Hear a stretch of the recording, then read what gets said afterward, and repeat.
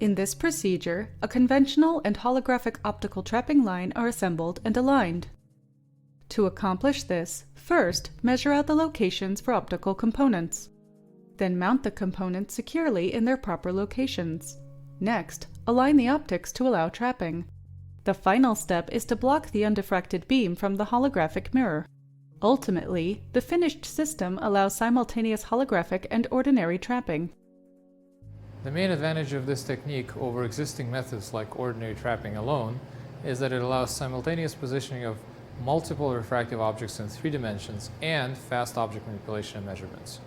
Generally, individuals new to this method will struggle because design, layout, and alignment can be challenging.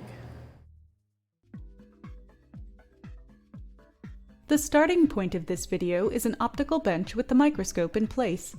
To create an optical trap at 980 nanometers, start with one of the readily available laser diodes of that wavelength.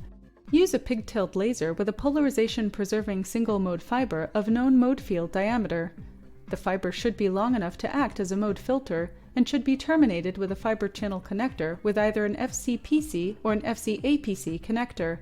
The single-mode optical fiber should be handled with care. Twists should be avoided. Secure the laser diode in a mount that allows for power and temperature control.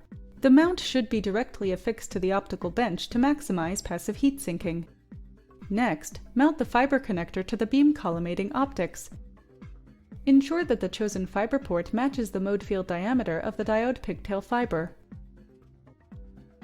Attach the collimating adapter to the optical table at a sufficient distance from the microscope to allow for beam routing, expansion, and placement of other components.